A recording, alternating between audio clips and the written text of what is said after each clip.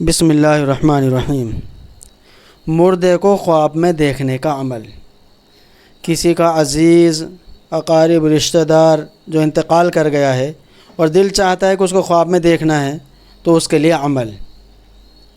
ایک عورت حضرت حسن بصری رحمۃ اللہ علیہ کے پاس آئی اور عرض کیا کہ میری لڑکی کا انتقال ہو گیا، میری یہ تمنا ہے کہ میں اس کو خواب میں دیکھوں۔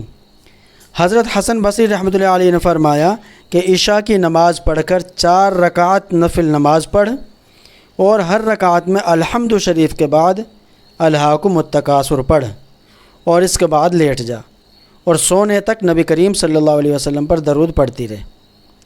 4 رکعت کس حساب سے؟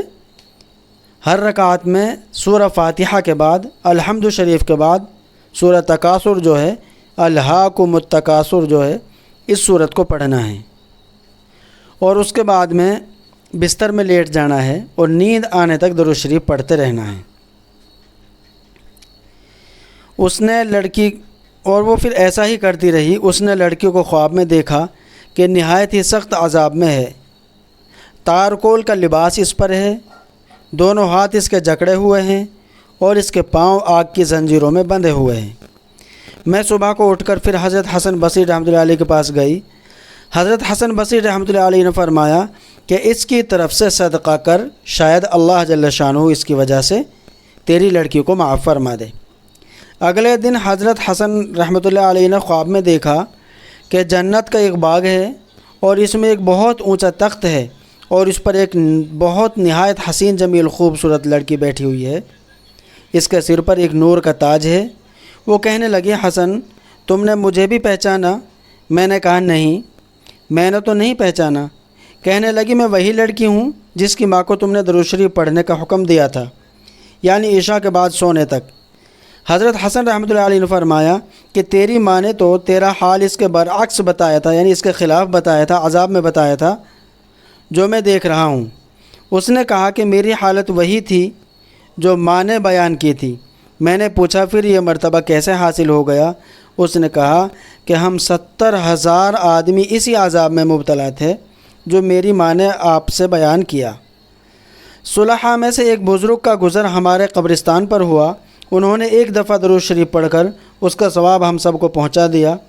ان کا درود اللہ تعالیٰ کے یہاں ایسا قبول ہوا کہ اس کی برکت سے ہم سب اس عذاب سے آزاد کر دیے گئے اور ان بزرگ کی برکت سے یہ رتبہ نصیب ہوا۔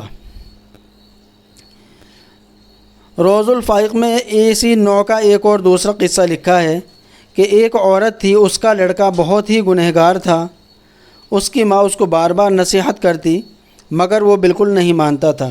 اسی حال میں وہ مر گیا۔ اس کی ماں کو بہت ہی رنج تھا کہ وہ بغیر توبہ کے مرا۔ اس کو بڑی تمنا تھی کہ کسی طرح سے اس کو خواب میں دیکھوں۔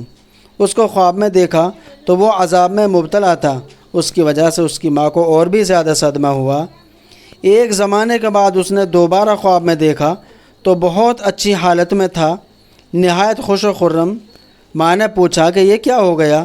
اس نے کہا کہ ایک بہت بڑا گنہگار شخص اس قبرستان پر کو گزر ہوا، قبروں کو دیکھ کر اس کو کچھ عبرت ہوئی، وہ اپنی حالت پر رونے لگا اور سچے دل سے توبہ کی اور کچھ قرآن شریف اور 20 مرتبہ درود شریف پڑھ کر اس قبرستان والوں کو بخشا جس میں تھا۔